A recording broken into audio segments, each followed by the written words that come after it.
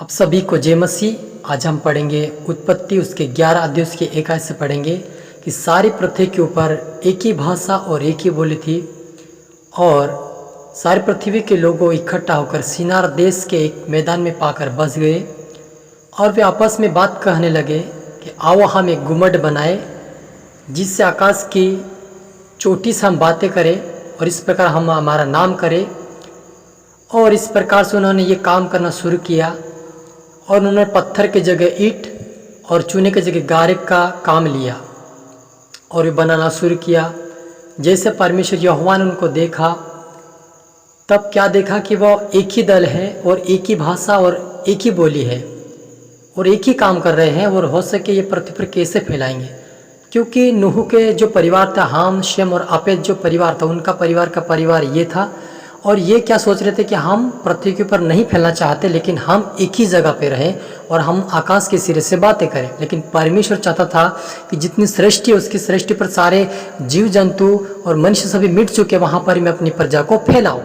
और इस प्रकार से परमेश्वर ने देखा कि ये एक ही काम एक ही दल में कर रहे हैं, एक ही भाषा बोल रहे। परमेश्वर उनके बीच में आया और कहा कि आओ हम इनकी भाषा में गड़बड़ी करें। जिससे यह उनके बीच में उतर आया और उनकी भाषा में जैसे गड़बड़ी किया वैसे अलग अलग भाषा बोलने लगे। जैसे किसी कोई ईंट मंगा रहा तो गारे ला के दे रहा, कोई गारा मंगा रहा तो ईंट ला के दे रहा। इस प्रकार से आपस में वो झगड़ गए, आपस में लड़ गए और वे सारे पृथ्वी के ऊपर फैल गए। तो मेरे अजीजों, यदि आज इस भारत देश के अंदर जो भाषा है अलग अलग भाषा है, ये भाषा परमेश्वर ने ही बनाया है। लोग सोचते कि ये भाषा किसी और ने बनाया होगा, लेकिन ये परमेश्वर की बनाई हुई भाषा है। जो हम अलग अलग देश, अलग अलग कंट्री, अलग अलग राज्य से जो हम भाषा बोलते हैं वो परमेश्वर की बनाई भाषा है और हम उस भाषा को बोल सकते हैं। जब हम उनकी भाषा को सुनते हैं, जब हम उनके साथ रहकर कुछ बातें करते हैं तो धीरे धीरे हम उनकी भाषा को समझ जाते हैं, क्योंकि परमेश्वर ने उस भाषा को बनाया है। इसलिए परमेश्वर ने मनुष्य को भी अपनी समानता बनाया ताकि हर भाषा का वो समझ सके और जान सके। लेकिन जब तक उसकी गहराई और अपन नहीं जानते तब तक नहीं समझ पाते। लेकिन जब हम उनके साथ रहते हैं, रहन सहन करते हैं तो हम धीरे धीरे उनकी भाषा सीख जाते हैं। लेकिन जो अन्य भाषा है, बहुत सारे लोग बोलते हैं कि गड़बड़ी भाषा और अन्य भाषा, ये गड़बड़ी भाषा ये है हमारी पृथ्वी के ऊपर की भाषा, लेकिन अन्य भाषा है वो स्वर्गदूतों की भाषा है। वो स्वर्गदूतों की भाषा है। जब स्वर्गदूतों की भाषा जब व्यक्ति बोलता है तो ना तो वो मनुष्य समझता है ना शैतान समझता है, लेकिन सिर्फ परमेश्वर से वो बातें करता है। लेकिन जो मनुष्य की बातें जो है वो हर व्यक्ति कहीं ना कहीं समझ लेता है कि ये क्या कहना चाहता है। तो मेरे अजीजों, मैं ये कहना चाहता हूँ कि परमेश्वर ने जो भाषा गड़बड़ी की वो भाषा अलग है जो हम बोलते हैं, और जो अन्य भाषा है वो पवित्र आत्मा की भाषा है। इसलिए हमें पवित्र आत्मा की भाषा भी बोलना बहुत ही ज़रूरी है, क्योंकि बहुत सारा आज इस समय में बहुत सारे ऐसे परमेश्वर के दास से जो बोलते कि हमें अन्य भाषा नहीं बोलना चाहिए। ये तो हमारी देश की भाषा है, हमारे इस पृथ्वी के ऊपर परमेश्वर ने जो भाषा गड़बड़ी की वो भाषा है। लेकिन परमेश्वर का वचन ऐसा नहीं कहता है। जब पिंतेकुस्त के दिन पतरस और ये सारे लोग इकट्ठे थे, वहाँ पर जब पवित्र आत्मा उतरा तो एक दूसरे की भाषा बोलने लगे, यानी कि राज्य और देश देश के लोग वहाँ पर इकट्ठा थे। वो एक दूसरे की भाषा परमेश्वर इसलिए उनको समझा रहा था कि ये मेरी भाषा भी समझ पा रहा है। वो इसलिए परमेश्वर को दिखा रहा था कि ये पवित्र आत्मा से बोल रहा है। हालेलुया। लेकिन परमेश्वर चाहता कि हम हर एक व्यक्ति अन्य भाषा बोले, क्योंकि जब अन्य भाषा बोलते हैं परमेश्वर से बातें करते हैं, डायरेक्टली परमेश्वर से बातें करते हैं। इसलिए यहाँ पर मुझे अन्य भाषा बोलने की जरूरत है और प्रार्थना कीजिए प्रभु आपको अन्य भाषा देगा। अन्य भाषा तभी बोल पाएंगे जब हमारे जीवन में पवित्र आत्मा आएगा, तभी बोल पाएंगे। जब तक पवित्र आत्मा नहीं आएगा तो हम अन्य भाषा नहीं बोल सकते। आप चाहे कितनी कोशिश कर लो, उसको रिपीट मार लो, उसको बार बार उसको रिपीट करो, लेकिन आप भूल सकते हो। लेकिन जब पवित्र आत्मा हमारे जीवन में आता है और हमें सिखाता है, तब अन्य भाषा हम बोलते हैं हमारे मुँह से।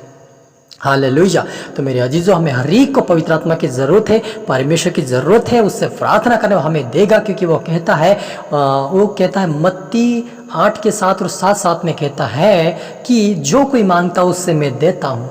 हालेलुया। जो कोई परमेश्वर से मांगता है दान वरदान अभिषेक वो देता है। कोई अन्य भाषा मांगता है, कोई दान वरदान मांगता है, कोई चंगाई का वरदान मांगता है, ये परमेश्वर की देन है। जब हम मांगते तभी वो देता है। हालेलुया। इसलिए हमें मांगना है, प्रार्थना करना है, परमेश्वर आप हम सबको देगा। वो देने वाला परमेश्वर है, बहुत हद से देने वाला परमेश्वर है। लेकिन हमें इससे व्यर्थ उपयोग लेने के लिए नहीं, लेकिन उस कार्य को करना है तभी मांगना है। कि हम परमेश्वर की सेवा में चाहेंगे तो हमें सेवा में जाने के लिए हमें किस चीज़ की ज़रूरत है। हमें सेवा में जाएंगे तो हमें पवित्र आत्मा, परमेश्वर और अन्य भाषा की हमें ज़रूरत है, क्योंकि जब हम अन्य भाषा बोलते हैं परमेश्वर से बातें करते हैं, जब परमेश्वर से बातें करते हैं तो हर एक बात परमेश्वर हमारी सुनता है और हम उसके परमेश्वर हमारी बात को सुनकर उत्तर हमें देता है। हालेलुया। तो आज से हमें पवित्र आत्मा मांगना है और आगे बढ़ना है। हालेलुया। आइए हम प्रार्थना करें।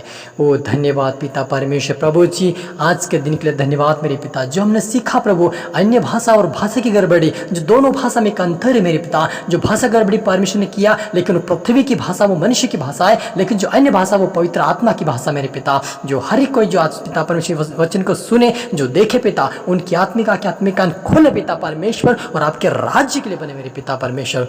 आप बड़े हम घटे मेरे पिता, और पवित्र आत्मा आज से हमारे हर एक जन में आए और हमें अन्य भाषा में सिखाए पिता, क्योंकि बहुत सारे ऐसे परमेश्वर के लोग और दास हैं जो एक दूसरे की विरोध करते कि अन्य भाषा क्यों बोलता है, ये सब क्यों करता है, लेकिन ये अन्य भाषा आपसे बातें करने वाली भाषा है। कोई विरोध ना करे, कोई फूट ना डाले, लेकिन अन्य भाषा में प्रार्थना करे, पवित्रता में प्रार्थना में आगे बढ़ते जाए, आपके राज्य के लिए बने मेरे पिता परमेश्वर। सबको तेरा आत्मा स्वप्न प्रभु जी, प्रार्थना सुना, आशीष किया, ब्लेस के धन्यवाद। प्रार्थना दुआ यीशु के नाम से मांगते हैं, आमेन आमेन।